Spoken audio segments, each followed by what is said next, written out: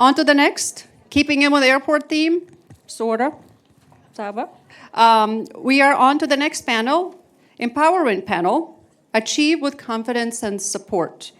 And my reference panel, the airport, is actually World Affairs board member and Saba Abashawl, who also works with Huston Airport Systems, and I would also call my good friend.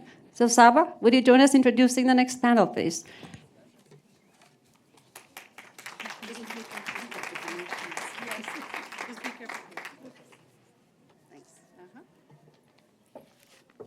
No wonder you look so tall.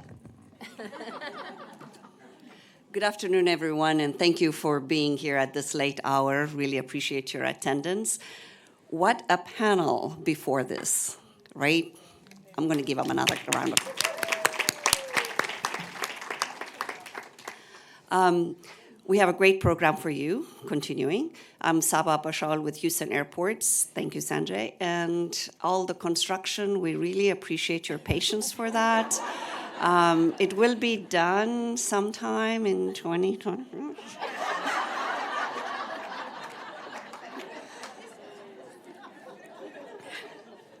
Sorry. Today I have the distinctive pleasure to introduce to you continuing with some of the brightest women in Huston. Our subject, empowerment, I looked it up, according to Wikipedia, is the degree of autonomy and self-determination in people and communities.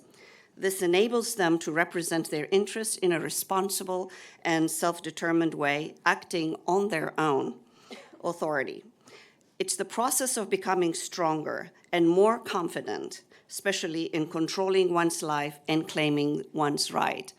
I think you will all agree with you that this encompasses pretty much everybody on our panel, the previous panels, and pretty much everybody in this room.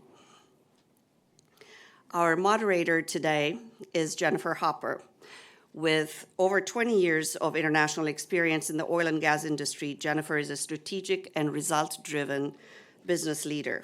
She currently serves as Senior VP Process Solutions at Siemens Energy and was previously with Technip FMC as Vice President of Subsea Processing. Highlights from her vast portfolio of capabilities include strategy formation and implementation, contract negotiation in hundreds and millions of dollars, complex portfolio management, and excellent communications. Our esteemed panelists, in no specific order, are thought leaders in their own industries. Since I know Dr. Lesia Crumpton-Young, I'll start there. She's the 13th president of Texas Southern University. Dr. Crumpton-Young is widely recognized for her transformation skills and advancing research as well as economic and community development. The first time I ever heard the words disruptive innovation was from Dr. Young. That's a very powerful way of thinking about innovation-driven growth, which she has applied throughout her career. Her previous roles include serving as Provost and Senior Vice President Academic Affairs at Morgan State University and Program Director at the National Science Foundation. As Vice President for Research and Institutional Advancement at Tennessee State University, she helped secure over $200 million in research award and orchestrated over $450 million on an initiative to create a 90-acre research district.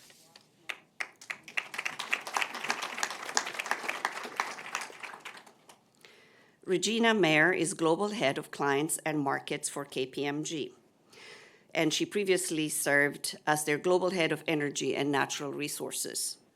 Regina is recognized global thought leader on business transformation and key clients issues in sectors like decarbonization, change management, and energy and natural resources. Regina is also the founder of KPMG's annual Global Energy Transformation Conference and is a frequent keynote speaker. I really encourage you to go to one of her conferences at major globe industry forums in Australia, Mexico, the World Energy Conference, Women's Energy Network events, and many, many more others. Regina.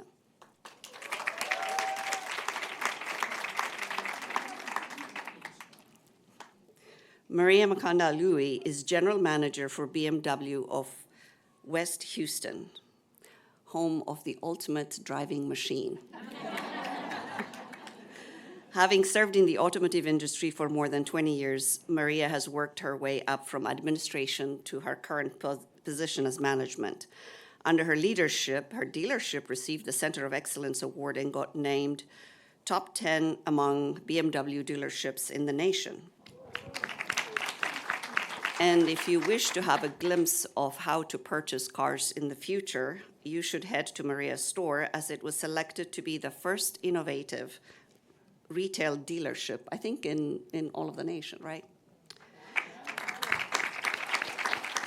And in 2014, Maria was recognized as Executive of the Year by Mayor Sylvester Turner. I think you had another award from my previous boss also, Mayor Annie Sparker, so congratulations. We have an exciting panel discussion for you, and I'm very confident that you would leave here much more enlightened. Thank you. Thank you very much. Can you guys hear me okay? Yeah? Yeah. I am interested in when the airport gets finished, as I did fly in at 10 o'clock last night, so it's about 4 o'clock in the morning my time right now. Anyway, I am quite honored to be here with our panelists today, especially talking about empowerment. I think it's a fantastic way to almost end this session is to talk about I was thinking about 3 parts. The first part is really about the empowerment of our panelists. The second part is the empowerment of others. And the third part is about empowerment in our organizations and in the industry in general. So I thought that we're telling stories today, that we would start out by talking about empowerment and really looking at, we all have significant pivot points in our journeys where we felt a change in our empowerment, a point where we know that we had achieved a level of empowerment and were a significant part of the leadership team. So just thinking back in your journey and as part of your career, if you could think back about when you felt empowered as a leader in your career, that would be good. Regina. Great, thanks. Thanks for having me. It's wonderful to be here. I'm going to go way back to the 1980s. And I need to share some stories because Major Cook's totally motivated me to share these stories. Born and raised in Hawaii, never saw snow until I was 18 and went away to school at Cornell University in upstate New York on an Army ROTC scholarship. And I'd never anticipated that I would ever be a part of the U.S. military. I wanted to be an actress. That's why I went to Cornell. Isn't it this far away from New York City? Right? So that's really close. When you grow up on an island and you drive an hour, you fall off into the Pacific Ocean, everything seems really close. I thought I would be on Broadway every other weekend and get a degree on the side. Well, the Army was a major pivot point. And I was embraced there. I mean, being from Hawaii and being in school in upstate New York, it's really far away. You're lonely. And my sergeants embraced me, and they motivated me, and they empowered me. One of the very first things we did was rappel off the catwalk of the gym, which was 5 stories up. And I never thought that I could do that, and I did. And in 1987, between my sophomore and my junior year, I was selected as one of only 2 cadets to go to Fort Benning, Georgia, and jump out of airplanes. I've jumped out of C-130s. Thank you for not crashing them while we were in there. And the empowerment once my male colleague said, why are you letting her go to jump school? That was a huge privilege. She's never going to be able to use those skills. She's not even allowed to go into combat. Why did I want to go? Because I did not want to hurl myself out of a perfectly good airplane. That's one of the only badges that you can wear all the time. And I figured as a petite female, it would be a badge of honor, courage, right away. People who might ordinarily underestimate me would at least give me the benefit of the doubt. Remember, this is 1987. Tough times. 500 people in our class, 12 women. When we did our very first jump, every single one of us went first. I remember sitting on the airplane, packed in the like sardines. Sergeant Airborne goes down 1, 2, 3, 4, 5, 6, 7, 8, 9, 10. You jump out in sticks of 10. 1, 1, 1. 1? I can't go first. And I was the first. And it turned out every single one of the women went first. This is 1987. This is the U.S. Army demonstrating the importance of women leading from the front. It was a huge pivot in my career. It really gave me confidence, courage, conquered a lot of fears. I'm not going to lie, it was the hardest thing I've ever done in my life. I did not enjoy it, as opposed to my male colleagues who were like, that's the most fun you can have with your pants on. I would rather go to the dentist and get a root canal. That really taught me a lot of things about doing things to give you courage to lead from the front and to bring those lessons of leadership forward. And there's just so many other lessons from that. And I'm very blessed because the Army paid for me to go to Cornell full ride, and I never even had to go on active duty. I went straight into the reserves. There's a lot of stories there. And I used to say I never served my country served me, until 2013 when I was able to start empowering veterans and ensuring that we shined a light on the important sacrifices that all the young men and women are making each and every day on our behalf for our freedom. So that's what I believe is my mission now, and that's the story I'll tell about a major pivot point in my career. That's a huge pivot point, and that's very early in your career as well. That's actually pretty lucky to have that so early in your career. Yeah, absolutely. And Dr. Crumpton-Young? Well, I think I jumped out of the plane and none of that happened for me. But when I came in, I'm relatively new to Houston as the president of Texas Southern. And I remember I sat next to a good friend when I came in for a moment, and that was Paula. And Paula said, oh, look at your panelists. You are going to love Regina. So that story really speaks to the fact that I'm excited about being on this panel, and I'm excited about being in the room. I think my empowerment moment also happened in the 1980s. So maybe we should play music in the 80s. But I started at Texas A&M as, I have any Aggies in the room? And I walked in as this bright-eyed, freshman, and I said, I'm here to major in engineering. And the advisor said, well, we call you our darker Aggies. We call you our female Aggies. You all don't do well in engineering. I suggest you think about changing your major. So naturally, I started crying, went back to my room, and thought about changing my major. And then I went back the next day and said, well, I started thinking, I'll tell him all the great points about me. Surely he doesn't know who I am. He said, I told you you're not going to do well in engineering. Go back to your dorm and think about changing your major. Went back on Wednesday, did the same thing. He said, no, I've told you. So then it was Thursday, and you had to have your major done and your paperwork completed. And everyone kept asking me, have you finished your registration? And I was too embarrassed to say no, Regina. So just about that time, a wonderful senior walked in. She was my roommate. And she said, what do you mean you don't have your classes? It's a student's right to register at Texas A&M. She grabbed me by the hand, went back. As he began to say she's not going to do well, I've really encouraged her not to major in engineering. She said, well, thank you very much. And that's when I fell in love with Huston, the outstanding young lady from Houston. She said, thank you very much, but it's a student's right to register at Texas A&M. And with all due respect, we would prefer if you just give us the paperwork. And that little lady from Houston made sure that I became registered, and I became the first African-American female to earn a PhD in engineering at Texas A&M. That was the day, and I think someone said earlier, women have to help women.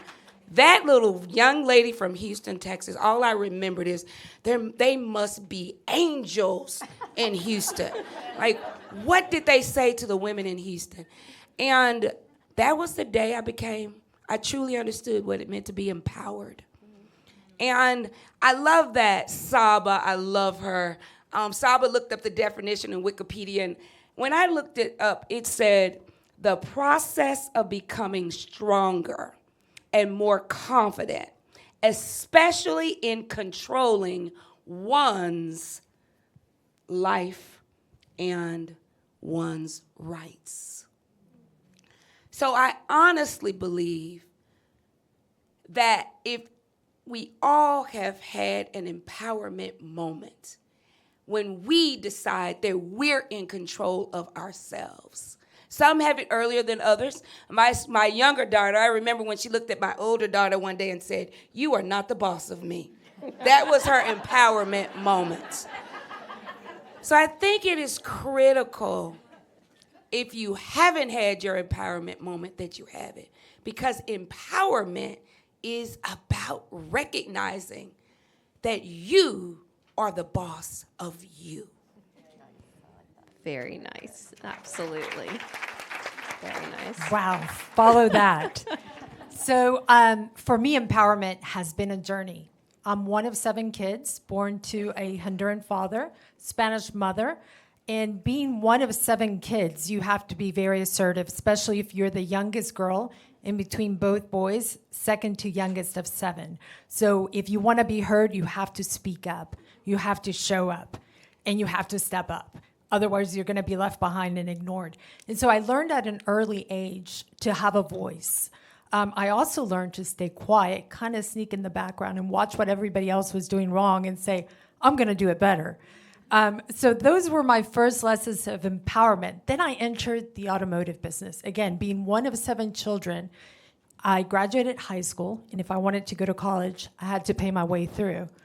And I found a job, an incredible job in the automotive industry that paid really well. It was an entry-level job and an administrative position that paid really well for somebody that was inexperienced. So I wanted to make sure I added as much value as possible because I felt like, they're going to find out I don't really know what I'm doing. And I realized I was a different generation. I was entering the automotive industry in the 90s, and most of the people that were women were in accounting, hidden somewhere tallying numbers. There were no women in operations. And while I was trying to add as much value as I could, I learned as many positions as I could. I came up learning about computers, so I knew computers. The generation that was in the automotive business didn't. So they thought I was a genius because I could reboot a computer. And I used that power to understand the business, to learn about the business, and integrate myself into the business. And so soon I started selling cars on the weekends because I could make extra money. My used car manager allowed me to do that. I got paid cash. I was outselling most of the guys. I eventually got sponsored by the dealer operator to go to finance school, and they paid for it. So I got into finance, 15 finance managers. I knew I had to be the very best because if they figured out that I wasn't and that I didn't belong there, I'd get kicked out. So I put my head down, worked really hard, and moved my way up all the way to sales director. When I became sales director, I felt like I have to outperform everybody, otherwise I won't have a seat at the table. So we became #1 in the country. And I remembered, thank you, I remember the president of Chevrolet coming down. At the time I was with Chevrolet. And he said, "Who is your sales director? You guys have been #1 in the country every month." And they said, "Maria." They said, "That little girl?" And I thought, I'm going to show them what I can do, and continued growing in the business. So that was my first chance of feeling empowered in the automotive industry. Then a few years ago, 2018, a gentleman came into the industry. By this time, I'm already with BMW. And he said, "Gosh, you do such a great job. And you and Mariana, the only other general manager that happened to be a woman, you guys are the top performing stores. You do great." And Mariana worked under me. I felt like she had a bright future, and I took to heart what we've been talking about today, sponsoring, mentoring, and helping each other. Because I hadn't had that, I felt the privilege that I had a woman working under me where I could do that. So that was another lesson of empowerment, being able to pay it forward and to show somebody the things that maybe I didn't have an example for. But he said, I don't see very many women. And I've been in the industry by this time. I know that my bio is a little antiquated. I've been in the industry over 25 years by this time. And I'm thinking, you're right, and the industry hasn't evolved or changed very much in all these years. That is not okay. So I was nominated to attend a fellowship in San Diego University called Shakti Leadership. Shakti is an Indian word that means the energy from within. And I realized then that our company wanted to embrace those female qualities, those qualities that have been absent in industries, many businesses, not just the automotive that's male-dominated, but many industries have been missing qualities like compassion, empathy. I think somebody said love. These are things that if you bring into any industry, the industry will flourish. And so after that fellowship, I established something called Empower, ironically. And it's something to coach and mentor women within the automotive industry to help them to step up, to show up, to speak up. And it's something I'm very passionate about. So those have been some of my empowerment lessons. I'm sure there's more to come. That's really impressive. Thank you, Mary. So I think it was Katie that said earlier, she mentioned about having mentors, sponsors, coaches throughout your career that were women. Have any of y'all experienced that or really had a female role model? I mean, I came from the oil and gas industry. I've been in it almost 25 years, and it was very rare, much like I think in the Marine Corps. But did you guys have some good examples of that you can share? Yeah? Well, thank you. I had an excellent example of it at Texas A&M. She was wonderful.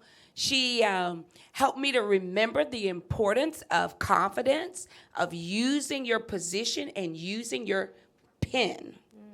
And she was the chief financial officer for all of Texas A&M and their system. So she managed a very large budget. And she commanded respect by reminding everyone that if they did not do the things that she thought was important, she simply would deny their funding and send them a memo with her name signed. And that was the first time that someone really talked to me about being empowered and using their power. And I just want to say that often we get in positions of power and we hesitate to use our power. That's powerful. I think it's critical that we do that. And she was an outstanding mentor for me. And I try to live up to her legacy by being a good mentor and a great sponsor. I think we have to open the door for other women. Sometimes we get in a position of power and we're afraid to do that. We don't want them to think that, oh, we're far too focused on the women, or we're far too focused on minorities, or we're far too focused on diversity. And I think that we need to be ourselves, lead the way we would lead, and let's be sponsors and allow other women to have great opportunities of empowerment as well. Excellent. I had a great example as well. I got to work for our CEO. I spent half my career at Ernst & Young, and I say the better half of my career at KPMG, but Ernst & Young Consulting got sold to Capgemini during the SOX Enron days. And so we were Capgemini, Ernst & Young, and I worked directly we had 7 CEOs in 5 years. There was a lot of tension between the Americans and the French with leadership. There was a big change in the market. One of the CEOs was a woman. Her name is Shel Smith. She's an absolutely fantastic leader, mentor. She took me under her wing. She's a perfect example of someone that has mentored dozens and dozens and dozens of women. She passed recently. She suffered from kidney failure, and so she was ill for a lot of her life. But there's so many women in tech that know Shel and her legacy. I was at the Microsoft campus, met a very senior woman at Microsoft. We both started crying because we both had been mentored under Shel. And so she's had that's a perfect example of legacy. I just want to share an example of where it doesn't work. So I did work very briefly with Price Waterhouse. I know I've been around to call me a little bit of a Big Four, you know what. It was very brief. It wasn't PwC yet. And there was a female partner that had been fired.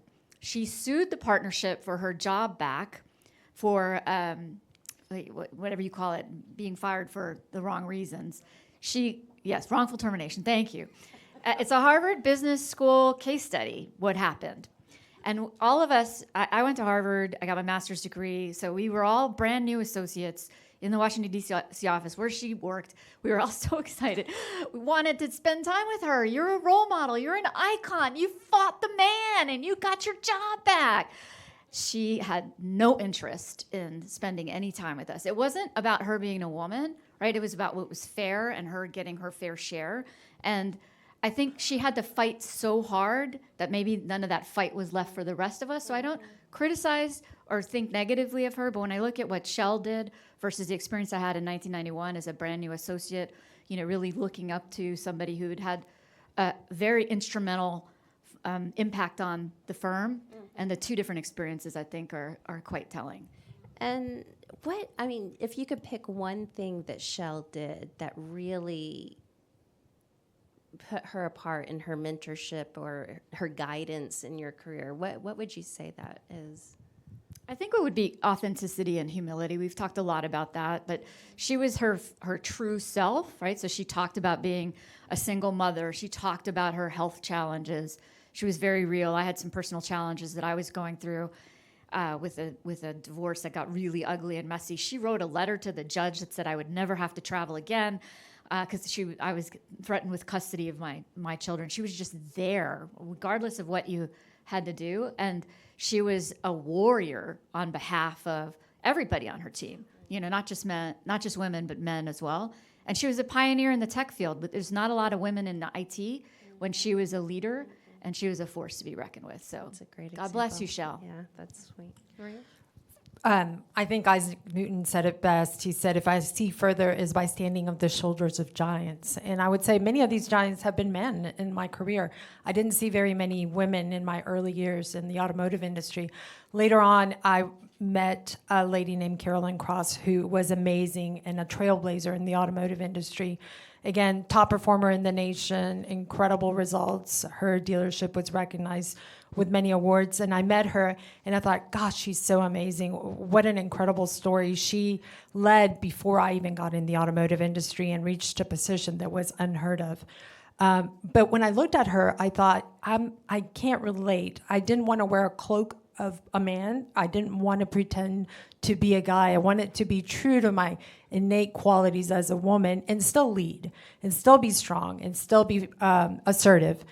And so later in my career, I was fortunate to meet a lady named Karen McKimmey, who was general manager at the time of Mercedes-Benz Greenway. And she came actually from Enron and ended up in the automotive industry, incredibly smart. And she had a different approach about the business.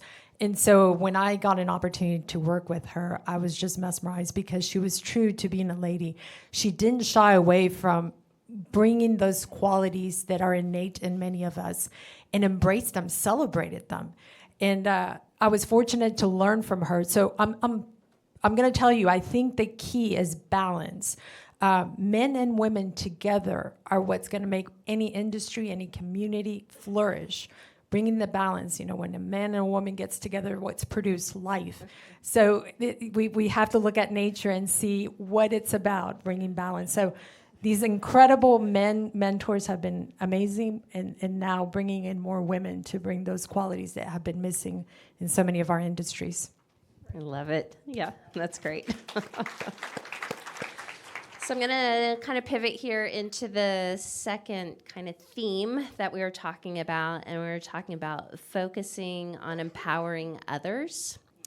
And one of the things is that in focusing on your immediate work and the organizations that y'all lead, and y'all lead some very impressive organizations, how do you actively communicate inclusion and empowerment to other women? And I think it's about, when we talk about communication, it's really important the words that we use. Regina? Give me the hard question first. We could do the flip side. Yeah. We could say bad communication habits, or we could say I think it goes to what one of the earlier panels was talking about, is the setting examples, being your true self. I have 2 children. My daughter's turning 24 tomorrow. I'm going to Vegas to celebrate with her. Nice. And my son is 14. Anyway, well, that's a story for the champagne toast. And I have always been really interested in helping other women, right? The experience in 1991 with a female partner at the early firm, and the way we were so disappointed that we couldn't learn from her, that we couldn't kiss the ring and be a disciple, and how to take that forward. I vowed that I was not going to be that type of person. But I also, I think it's really important to communicate how we balance. So I use phrases like ruthless prioritization. When you have 2 kids and you're trying to achieve in a career, but your kids, when you're threatened with custody, so then that's really the only thing that matters to you are your children and your family. And they come first, period. So I learned how to say no very early on, and I've given that no voice to others. Like, you don't really have to go to that internal meeting. You don't really have to do that FaceTime in the office. You can still be successful. Focus on outcomes and output, not process and politics, and it pays dividends. It pays dividends. Well, I'll say for me, and I love your phrase about when men and women get together, they give life. So let me just say, I am a person who loves I love those important phrases. So one of the things that I try to do is I communicate through my actions. I think that's important for me. 3 degrees in engineering, MBA. I think it's important that you communicate through your actions. My students say I don't just talk the talk, I walk the walk. Maybe no one in this room could repeat that. But I think it's critical. So for me, I have my cabinet, and I'm female president. And I had one person when I reached out to her and say, would you like to relocate to Texas and consider relocating and being my vice president? She said, you've been so disruptive in higher ed, you might have the first all-female president's cabinet. And I thought, wow, maybe I will. Because I hadn't thought of it that way. So now I have 9 members of my cabinet, 6 of them are female. And I think it's critical, and I know I chose the best person for each position. And I think it's critical that we remember, the literature says that men lead with confidence, and women lead with competence. I think it's critical as women that we learn to lead with a blend of confidence and competence. We don't have to have already done every task to be prepared to do that task. Men know that. I love my men. I love the men on my cabinet who are willing to rush out and make a decision with very little data. Very little data. In engineering, I say to my students, I do not want a WAG. Guys, you all know what that is. I prefer a swag, scientific wild, But they are very confident with a WAG or shooting from the hip. And I have wonderful female executives that will not make a decision until they have every piece of data. We have to shatter that perception. If we have been successful historically, we need to allow that to make us confident enough to pursue the new things and to feel confident that we can conquer those new challenges because we've already conquered the previous challenges. So that's what I do each and every day in my organization. I want to empower everyone to be their best self. But sometimes I spend more time on it because I don't think we empower or encourage women enough sometimes in our organizations. We spend time discussing what they shouldn't do and what they can't do. So I'm very interested in making sure that we have women who will lead with confidence and competence and not wait because they don't have the confidence to move forward. And how do you encourage them to do that? I mean, what are some of those words that you say that really make them feel comfortable to have that balance? Because I've been in that space a lot where it's 100% or nothing. That's right. So one of the things I say is WTF. Not what you think, right? This is WTW. Watch the wins. Sometimes as women, we focus on the one thing that went wrong that day, and we go home and say we had a bad day. Yeah. We don't think about the 9 things that went well. Yeah. So I encourage everyone to watch the wins so that we can accurately describe how our day has been. So that's one thing. The other thing I say is that we have to proceed boldly and courageously. And so I start there sometimes. We have to proceed boldly and courageously. Because if you don't, you will be bridled by your fear, by fear, doubt, and worry. And so those are the things that are very important to me. And then I remember one phrase, I love this one. My mentor became president of a university before I had my opportunity to be president. And we went to her inauguration. And in her speech, she said, I have shattered the glass ceiling and I am dancing on the glass. And if you think about what it means to dance on glass, that means you're not worried about being cut or bruised, that you are really focused on that upward trajectory. So that's what I say a lot. Let's just shatter that ceiling and dance on the glass. Thank you for elaborating. That was fantastic. Maria? I think something else to consider, we talk about shattering the glass ceiling. I think we need to consider that sticky floor where people don't want to come off of, and helping women get off that sticky floor, right? And how do I do that? I do that by being up here, being an example and showing them what's possible. I think also getting in the trenches. What happens in the trenches? You learn about your people. You learn about their upbringing, how they came up with. We talk about equity. It can't be equality. Somebody else said this earlier. Everybody has a different need. They came up differently. I was born in Honduras. I came here at 8 years old. My first language is Spanish. As I grow up in an automotive industry, my needs are going to be different than, say, my colleague that went to University of Boston and graduated from there and grew up in the Northeast. So for me as a leader, getting in the trenches, understanding my people, understanding what they need and giving them those tools that they need in order to climb to the next level, to keep growing and elevating, I think that's important. And as leaders, we have an opportunity to make a real impact by getting down in the trenches, helping people get off that sticky floor and giving them a voice and the empowerment to know that within them is the power to lead. Excellent. Thank you. Thank you all. Okay, so now on to the third phase, which is really looking at the institutional level and the organizational level of empowerment for women.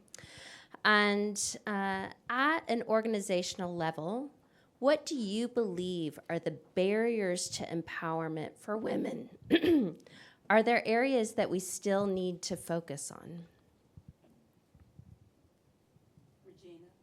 They keep doing this to me, so then they can think while I'm talking, and then that makes them look super smart.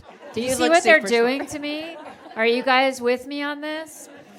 So, no, I do think there's still so many barriers. One of the ones that it really resonates with me is the conversation that we're starting to have about bias, and conscious bias and unconscious bias. We're all biased. I mean, we all have ways that we grew up, things that we prefer, people with whom we prefer to interact with. And recognizing that that bias exists and then figuring out how to put in place systemic support infrastructure to help overcome those biases. I think that's incredibly important. And the fact that we talk about that openly, and a lot of my male colleagues go now to unconscious, well, we all go to, but unconscious bias training has just been eye-opening for a lot of my colleagues. I think Paula was up here talking about employee resource groups and how you used to not be able to say, why would you have, we have a KPMG network of women, our No chapter. It's not okay for women to just gather amongst the women. That's not fair to the men that are being left out. And the response I always gave was, corporate America by definition is a white male business resource group, so get over it. Right, but this is the 90s and 2000s. I'm a little bit more PC at this point. But so I think understanding that bias and that it starts all the way down. So even when you interview entry-level employees, you're going to have a bias for people that look more like you or sound more like you or interact more like you. When we tend to look for teams, and in an organization like myself, KPMG, the assignments that you get growing up, what clients do you work at, what experiences do you have, those are absolutely critical to your foundation and how you develop and how your career trajectory grows. So making sure that those assignments at every level are equitable and we're managing against natural bias. And then the promotion process, right? Every opportunity that you have, making sure that you have a diverse representative group of candidates and there's an open, honest way of assessing the capability of those candidates.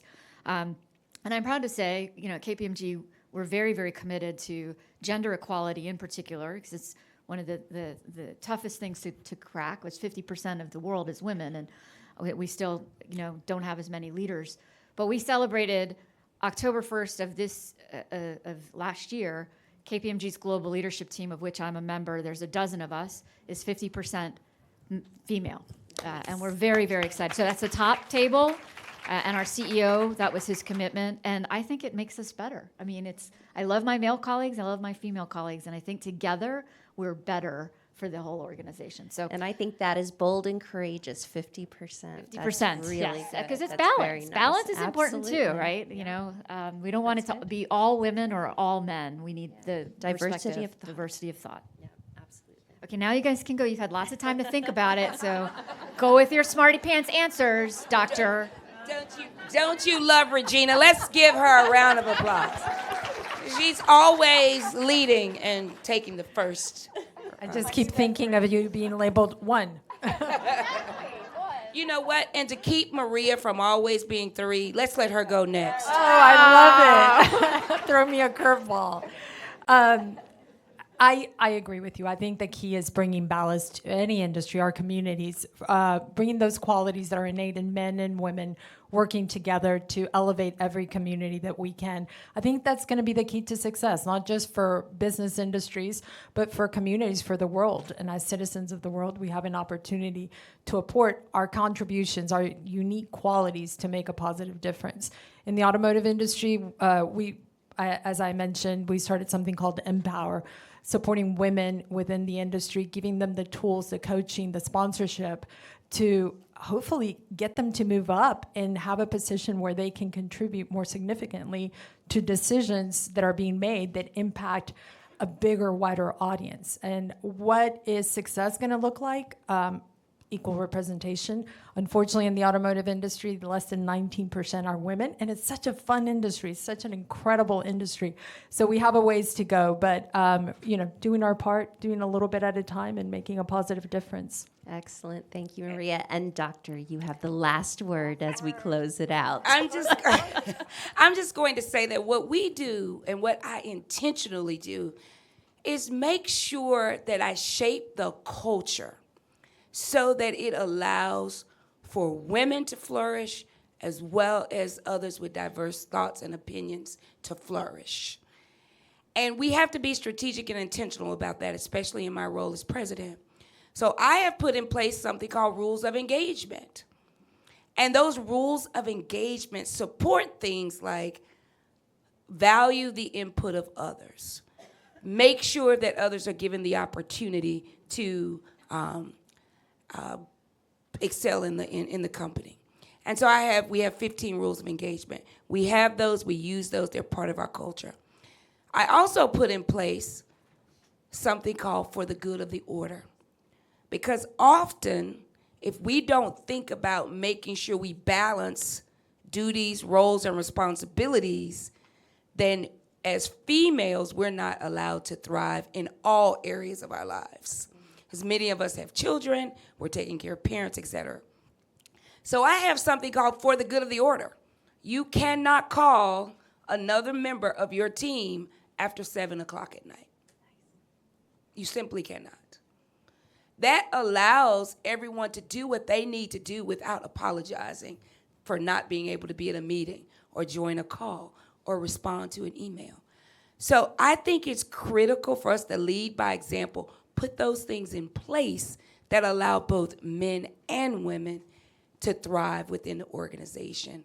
And to me, that's the way the organization empowers others to be their best selves. And I think one last thing I have to say, you didn't ask this question. In our roles, as we are moving in that upward trajectory, most often they will say, if you're in a leadership role, what is it that keeps you up at night? My answer to that is nothing. I get a good night's sleep. And the reason that is so important is because we have to take care of our health. And we have to take care of our physical, our cognitive, and our emotional needs. So structure your day, structure your time, structure your initiatives, be strategic, be intentional, and make sure that you get a good night's sleep. For we know the world looks better through rested eyes. Thank you all very much. Great discussion.